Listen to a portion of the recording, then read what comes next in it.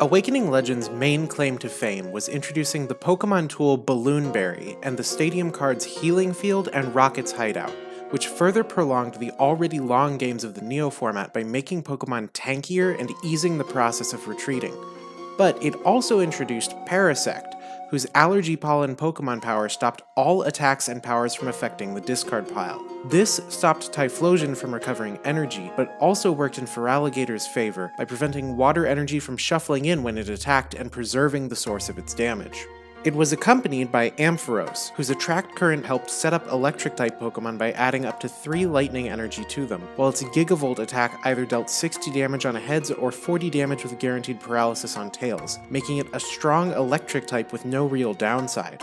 Finally, the new print of Kingdra had the attack Genetic Memory, which allowed it to use the attacks of the Horsea and Seadra beneath it without paying their energy costs. The primary use of this was for the Gold-Silver Seadra's Mud Splash, which dealt 30 damage to the active Pokemon and 10 to the bench if it won a coin flip. On paper, 30 damage wasn't much, but being able to attack with just 1 energy made Kingdra easy to set up and replace as necessary, and the gradual spread damage would slowly creep up on the opponent over the course of the game. It could also make easy use of Pokemon Center while not really losing anything in the exchange due to its low energy cost, and likewise shrugged in the face of energy removals. Up to now I've talked an awful lot about popular cards and how they were used, but I haven't really given you deck lists to work with. Let's change that. This is the actual Japanese tournament deck list used to win the August 2nd, 2000 Secret Super Battle Tournament in Shikoku, one of the last tournaments of the Summer World Challenge Series. We only have the given name of the tournament champion, Kaoru. Kaoru went 6-0 at the Shikoku Regional, winning out from a pool of over 640 junior high and high school aged players. Working within the restrictions of the format, the objective of this deck is to get the base set Blastoise and premium file Feraligator out, with Blastoise supplying them energy and Feraligator acting as the primary attacker. Cleffa and Magby help stall out and set up the first turns of the game, while Erica, Secret Mission, and Professors Oak and Elm act as its draw power. Rather than just raw card drawing, this deck uses Misty's Wrath, Pokemon Trader, and Computer Search to do direct searches, tutoring evolution pieces to hand and copies of Pokemon Breeder to skip evolution stages and go directly from Totodile to Feraligator or Squirtle to Blastoise. The deck's counter stadium of choice is Lucky Stadium, which presents a 50% chance to draw another card every turn. Note that this deck has no Focus Bands, Lass, or Imposter Oak's Revenge. Rather than counterplay, its emphasis is on getting set up quickly and keeping momentum going without really interacting with the opponent much. The Shikoku Regional that Kaoru won was one of the final official tournaments to use the Secret Super Battle rules. It was 6 months later, in February 2001, that TPC and Creatures started the Battle Neo Spring Road Tournament Series. These tournaments coincided with the start of Japan's first comprehensive restricted list, officially called the Hall of Fame. The Hall of Fame was a much more elegant system than what preceded it. Every card in the game was assigned a rank, and the sum of all ranks in the player's deck had to be less than 4. Most cards had a rank of 0, but those that needed to be restricted, like Sneasel, were assigned 1 to limit the ways they could impact the metagame. Over time, the Hall of Fame ranks changed, but at the beginning, the rank 3 Pokemon were Sneasel, Erica's Jigglypuff, and base set Blastoise, while the rank 2s were Fossil Muck, Jungle Clefable, base set Chansey, Rocket Zapdos, Item Finder, Chaos Gym, Double Colorless Energy, Fossil Magmar, Jungle Scyther, Electabuzz, Super Energy Removal, Imposter Oak's Revenge, and the Rocket's Trap.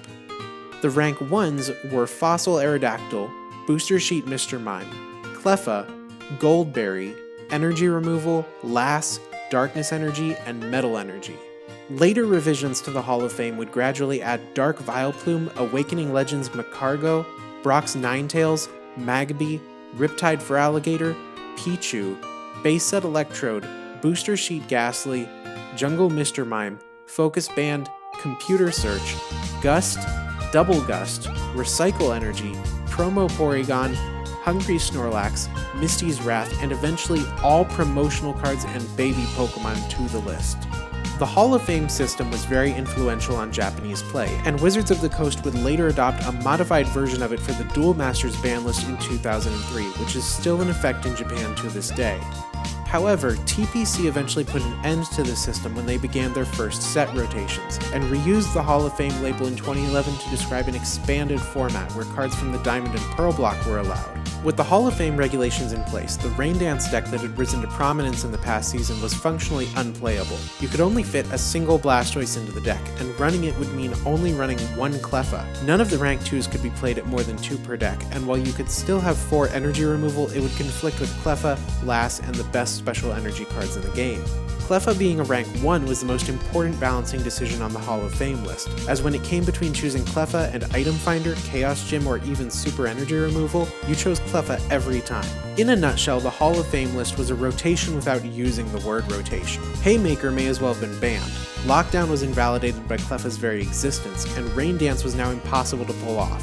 If the new regulations proved anything, it was how implicitly dominating removal cards had been on the format. Many Pokemon introduced by Crossing the Ruins and Awakening Legends suddenly became much more viable for not having to contend with removals disrupting their gameplay after setup. Premium File for Alligator was still extremely powerful in the new format, and if anything, it had fewer threats standing against it now that Energy Removal and Super Energy Removal both conflicted with Cleffa. But the playing field had been leveled now that nobody needed to counter removals, and the hunt was officially on for the deck to replace it. That hunt was stoked by the launch of the final expansion of the Neo block in March 2001, Darkness and Into Light. It was a massive set that introduced a huge number of powerful evolved Pokemon.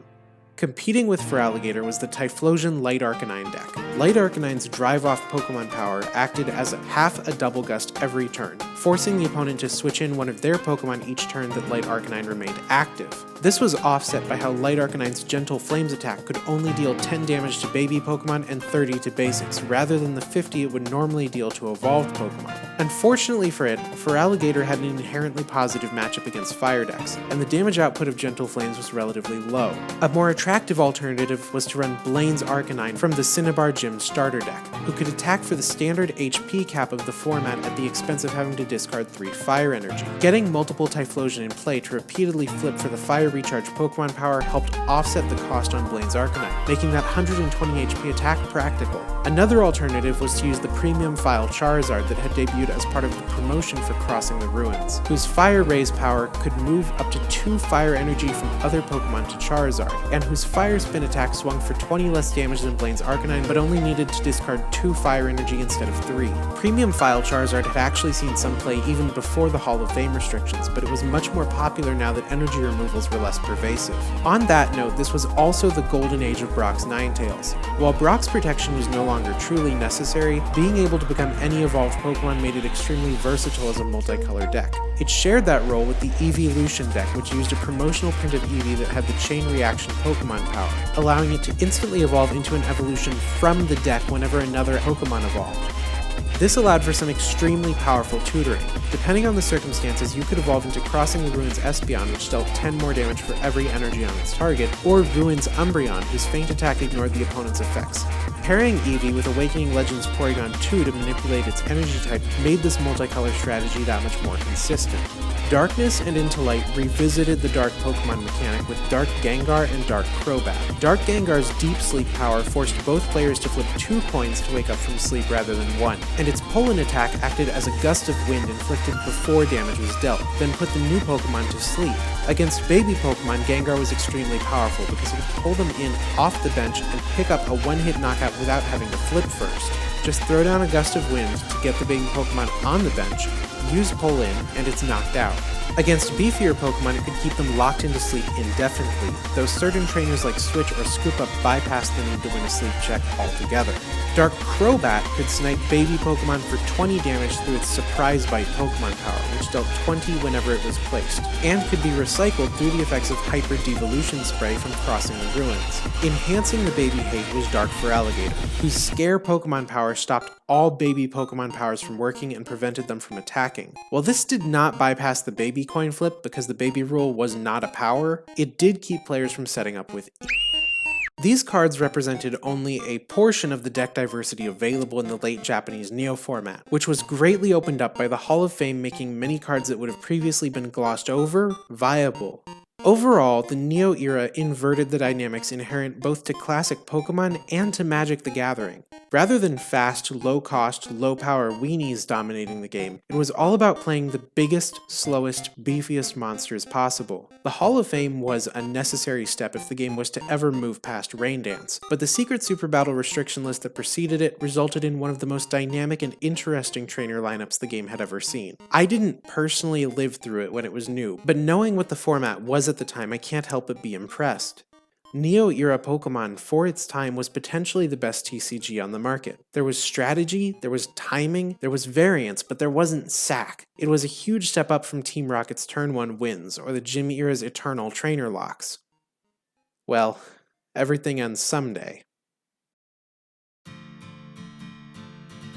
In July 2001, TPC made what was easily the most controversial decision in its game's history. They launched the new Pokémon Versus series, which changed the game's card back to be more similar to what was used internationally. This caused a panic. Collectors, competitive, and casual players all looked at the Hall of Fame, looked at the new card backs, and instantly figured out what was going on. The Pokémon Company was going to formally rotate out the old cards and render only new ones usable in official play. They didn't do it right away, instead implementing mixed rules that required half of a player's deck to be old cards and half new. But the writing was on the wall, and over the next 18 months the Japanese secondary market for Pokémon underwent a slow collapse.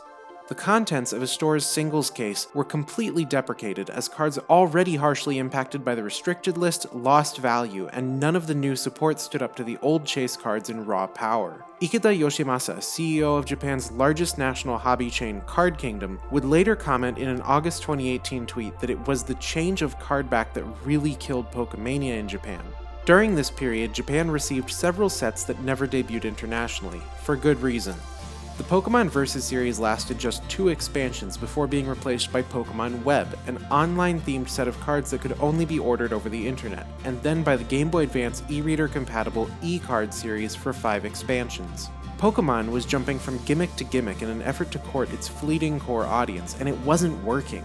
The e-reader became a commercial failure, and the glacial pace of the new format put Neo's long games to shame by just not having big power play cards in general.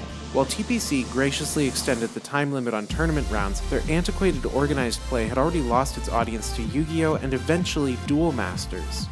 With the launch of the Ruby and Sapphire themed base set in January 2003, the Advance era of the Pokémon TCG finally began, and TPC officially announced that beginning with the Battle Road 2003 Spring Tournament Series, only cards with the new backs could be used, later banning everything from prior to the Advance era. This began Japan's unique rotating format, in which all old sets rotated out the moment a new base set launched at the start of a Pokémon generation. And it also marked the point where Pokémon went from Japan's biggest card game to a mid-sized game making 1/3 the annual gross revenue of its competitors. TPC would turn its focus overseas in order to capture the American and European markets to compensate, with Japan becoming a secondary market for the game. And you see, this is where the tale we're telling finally reaches its end. Certainly, the Pokemon trading card game today is alive and well in Japan, and throughout the world. It's everything Ishihara and Aoyama and creatures ever wished it could be. But 2003 marked the end of Japan's Pokémania, and with it Pokemon's relevance to this history. Pokemon had done its damage. It brought trading card games to Japan, introduced foiled cards to TCGs, and inspired several waves of new games from other developers, which helped to break up the Magic monopoly. A whole generational cohort of young people had gone through elementary and junior high playing their first collectible card game. There was no more forward progress Pokemon could do for the medium. For the hardcore fans that were going to play nothing but Pokemon day in and day out, the game would be there forever. The mainstream, slowly but surely, moved on. Moved on to Monster Collection, to Aquarian Age, to Yu-Gi-Oh! And Digimon, and ultimately Duel Masters. There is more to the world now than just Pokemon. More than busted trainers and big basics, more than prize cards and one-hit knockouts, trainer lock, and rain dance. More to explore, more to see, and more to play. There was a game for everybody, and in 2003 the forces that would ultimately rise to surpass Pokemon as Japan's dominant TCG were already in motion. For the core fans, Pokemon's best days were still ahead. It's being argued even now whether the Fire Red and Leaf Green or Diamond and Pearl blocks were the true peak of the Pokemon trading card game. But for the world at large, Pokemon was over. This has been Toya. Thank you for joining me today. If you liked what you saw, please consider liking and subscribing to support the channel. And if you're interested in learning more about the history of the Pokemon trading card game, I sincerely recommend you check out Jason Klasinski's Retro Pokemon blog. Klasinski is a 3-time world champion at the game who's been there from the very beginning, and offers a very comprehensive perspective on learning and playing the game's past English language formats. As for myself, you can find me on Twitter, Instagram, and Pillowfort at Towoya, on Twitch at DecodeToya, and of course, right here, at Maniac's channel.